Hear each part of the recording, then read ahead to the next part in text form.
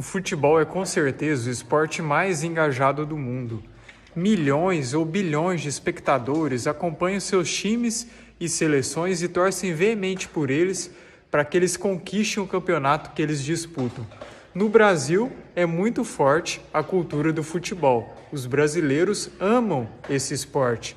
Mas você já parou para perceber que há inúmeras semelhanças entre o futebol e a religião e que o futebol em si é uma religião? Então olha só as semelhanças. O time ou seleção de futebol é como se fosse a divindade principal, um Deus que seus fiéis, que no caso são os torcedores, tanto veneram, torcem veementemente, têm fé que esse time ou seleção sempre vão ganhar e sempre vão representar eles. Os jogadores é como se fossem os santos ou ídolos, e não à toa que os jogadores de determinados times e seleções que ganham um destaque especial são chamados de ídolos, porque os torcedores os veneram e consideram os representantes principais da divindade, que no caso é o time ou seleção. Assim como os fiéis prestam cânticos e louvores à entidade principal que eles veneram, que eles consideram uma divindade, os torcedores também prestam hinos, cânticos e louvores ao time que eles veneram, que é como se fosse uma divindade para eles.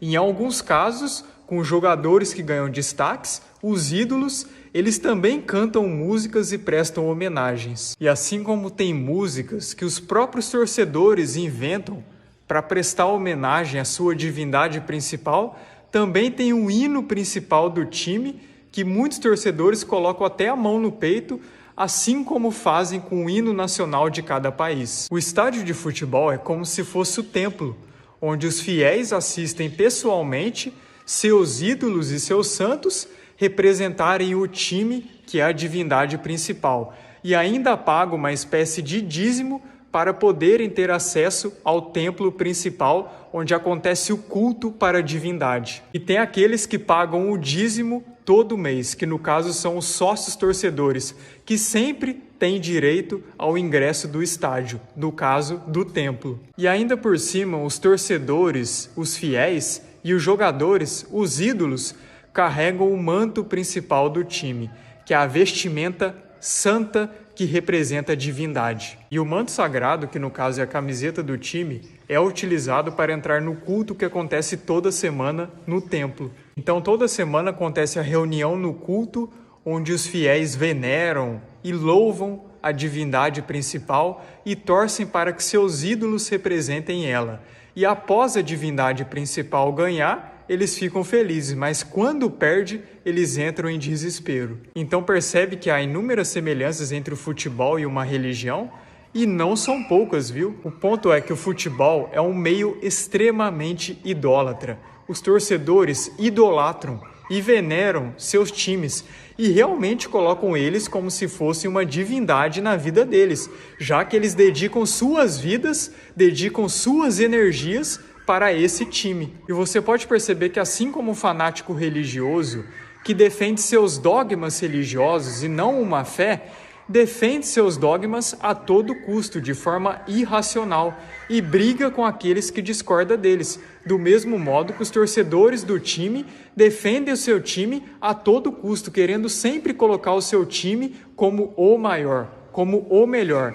E quem critica sempre dá briga, não é mesmo? É claro que a fé a gente tem que lutar a todo custo por ela, porque fé é fidelidade, constância, lealdade, firmeza.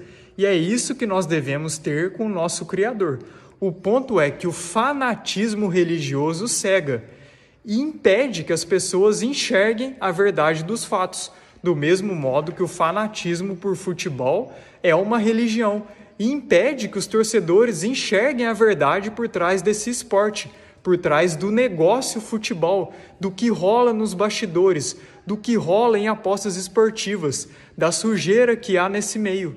Porque é fato que por trás desse negócio chamado futebol há muito dinheiro envolvido. E você acha mesmo que não tem nenhuma corrupção? Olha, isso é de uma inocência muito grande, justamente porque o fanatismo impede que as pessoas enxerguem a verdade da fraude por trás desse negócio chamado futebol, que tem lucros exorbitantes, até porque tem milhões, ou na verdade bilhões, de telespectadores. Bilhões de pessoas que perdem seu tempo, que prendem sua atenção, torcendo, louvando, prestando culto literalmente ao time que eles consideram como se fosse um Deus, e se esquecendo do verdadeiro Deus que é o nosso Criador, aquele que nos criou e que nos salvou por meio de Yeshua, o nosso Messias. Um pecado leva ao outro. Por trás dessa idolatria gigante que há no futebol, pelos times e seleções esportivas, você pode ver que muitos torcedores acabam se entregando ao alcoolismo, à prostituição. Eles falam muitos palavrões, muitas palavras torpes, justamente porque estão debaixo de idolatria e dando uma legalidade muito grande para as trevas tomarem conta da vida deles. E não são poucos casos em que torcedores começam a discutir, muitas vezes sobre o efeito da bebida alcoólica, começam a brigar, a serem violentos uns com os outros e, em muitos casos, até acontece o pior, o fatal, que não tem mais volta. Você acha mesmo que não tem nenhuma ação espiritual por trás disso? Tem sim, e não é pouco, porque tudo começa no campo espiritual. É até interessante que no meio futebolístico tem o ditado deuses do futebol. Aí eu te pergunto, que deuses são esses?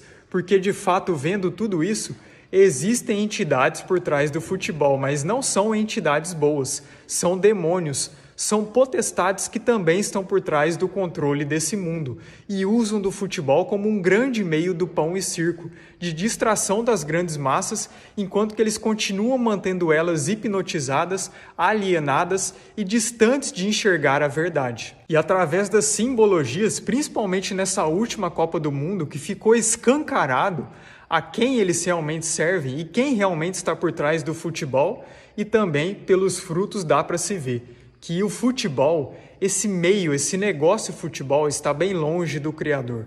Não vem do Criador, não é aprovado pelo Criador. Tanto que as pessoas que estão tão inseridas e imersas nesse meio estão afastadas do Pai. A idolatria é um pecado gravíssimo aos olhos do Eterno, porque você adorar ou venerar algo que não é o nosso Criador vai te levar a total perdição e condenação. Porque só o nosso Pai que pode nos conceder a vida, afinal foi Ele quem nos criou. O time de futebol não passa de uma organização empresarial fundada por homens falhos e corruptíveis. E o jogador de futebol faz cocô e faz xixi como você, é falho como você e também necessita da misericórdia do Criador. O esporte futebol, longe do negócio futebol, é legal. Você disputar com os seus amigos, você se divertir, você fazer exercício, tem seus benefícios.